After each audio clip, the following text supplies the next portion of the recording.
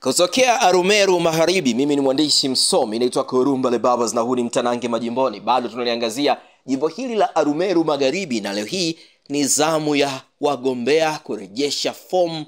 Miongoni mwa wagombea wanaotajwa sana kama kuwa na ushawishi mkubwa katika jimbo hili la Arumeru Magharibi ni Mheshimiwa John Tanaki Liza, ambaye yeye aliwahi kuwa katibu wa kanisa la Kiinjili la Kilutheri, yani KKT Diocese ya Kaskazini Kati. Anatajwa kuwa miongoni mwa wagombea wenye mvuto na ushawishi mkubwa kutokana na kuhudumu kwenye nafasi hiyo ya kanisa na kanisa hilo kuwa na mchango mkubwa katika jamii. Hivyo ni miongoni mwa watu ambao wanafahamika zaidi tangu akiwa kiongozi wa kanisa hadi sasa alipoamua kuingia kwenye masuala ya siasa.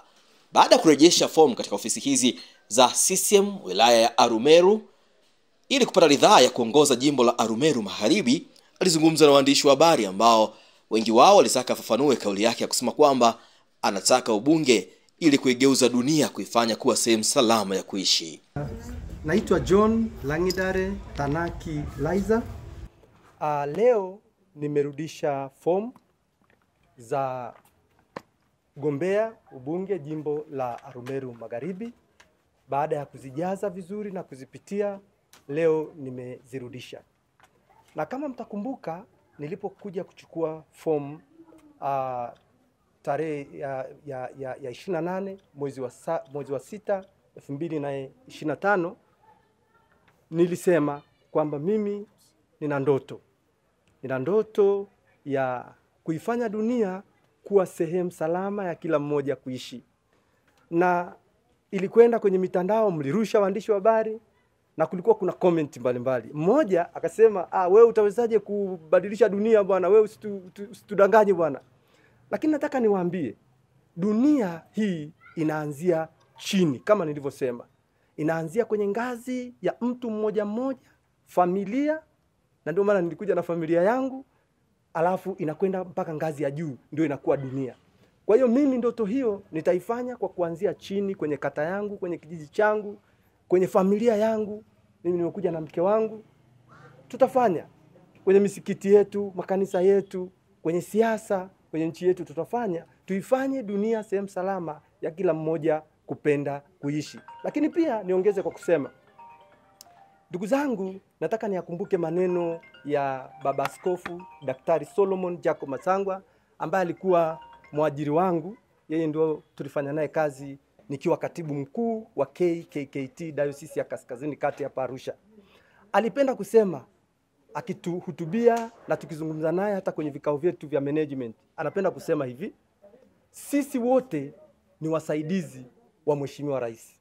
Mimi niko tayari kwenda kuwa msaidizi wa rais, kama ambavyo nimesema na nyinyi ni wasaidizi wa rais katika nafasi ya ubunge. Lakini madiwani tutakawachagua, tuwachague madiwani mahiri wenye ujuzi, kwa sababu ni wasaidizi wa nani? Wa rais. Hivyo katika ngazi zote tutakazofanya uchaguzi, tufanye hivyo kwa sababu wale ni wasaidizi wa rais, ndio wanaoleta maendeleo katika nchi yetu. Asanteni sana. Naitwa Frida. Nimemsindikiza mume wangu John Tanaki kuja kurudisha fomu. Lakini sio kurudisha tu fomu. Nampongeza kwa huo uthubutu mkubwa aliofanya. Na nikiwa kama mke, ni wajibu wangu mimi kumtia moyo, kumshauri, lakini zaidi kuendelea kumuombea katika safari hii iliyoko mbele yake.